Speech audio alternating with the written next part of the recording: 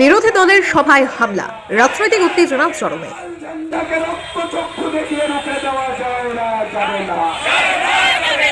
জয়নগরে বিরোধী দলের এক রাজনৈতিক সভায় হামলার ঘটনায় তীব্র চাঞ্চল্য ছড়িয়েছে রাজ্য রাজনীতিতে।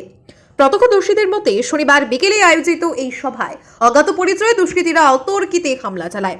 লাঠি, ইট, পাটকেল নিয়ে হামলাকারীদের ব্যাপক ভাঙচুর চালায় এবং সভায় উপস্থিত নেতাকর্মীদের মারধর করে। ঘটনায় বেশ কয়েকজন আহত হন, যাদের স্থানীয় হাসপাতালে ভর্তি করা হয়েছে। বিরোধী দলের অভিযোগ, শাসক দল রাজনৈতিক প্রতিপক্ষকে দমন করতে পরিকল্পিতভাবে এই হামলা চালিয়েছে।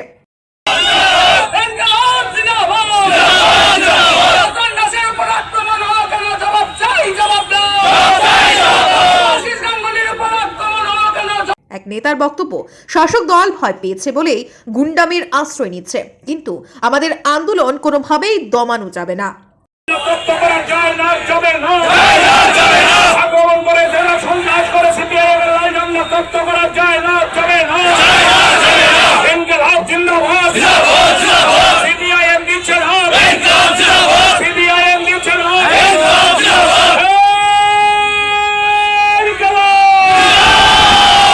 ঘটনার পরপরই পুলিশের একটি টিম ঘটনাস্থলে পৌঁছে পরিস্থিতি নিয়ন্ত্রণে আনে।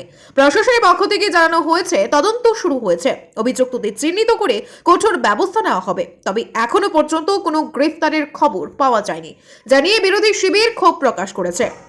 এই ঘটনার পর থেকেই রাজনৈতিক অঙ্গনে ব্যাপক উত্তেজনা বিরাজ করছে। বিরোধী দল আগামীকাল রাজ্য জুড়ে বিক্ষোভ ও থানা ঘেরাওয়ের ডাক দিয়েছে।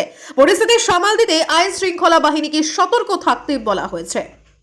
শুনলেন আমাদের পার্টির নেতা বলেছেন, বর্বরোচিত ঘটনা এই সভ্য সমাজে কল্পনা করা যায় না।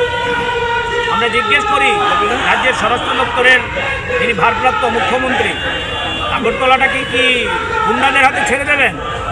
রাজনগর কোথায়? পুলিশের হেডকোয়ার্টার থেকে কতটা দূরে? স্বরাষ্ট্রমন্ত্রীর সরকারি যে বাসভবন সেখানে তার থেকে কত দূরে? এই জায়গায় যদি সিপিআইএম পুলিশের পারমিশন নিয়ে সভা করতে না পারে, আর কোন জায়গায় নিরাপদ আমরা জিজ্ঞেস করতে চাই।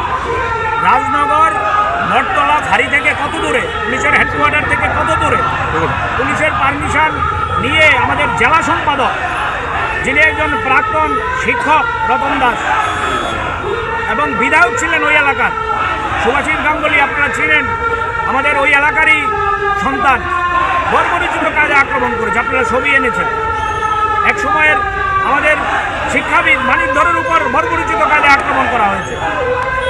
সেখানে 7 থেকে 8 জন হাসপাতালে আপনারা গেলে দেখবেন সবাইকে ব্যান্ডেজ দিয়ে, কাউকে সিটি স্ক্যান, কাউকে এক্সরে করানো হচ্ছে।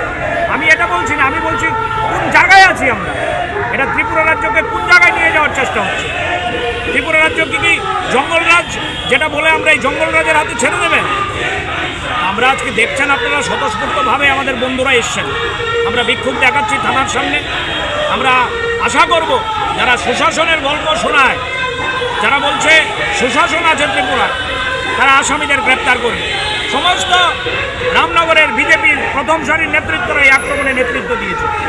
আমরা এফআইআর করার জন্য প্রস্তুতি নিচ্ছি নামধাম দিয়ে।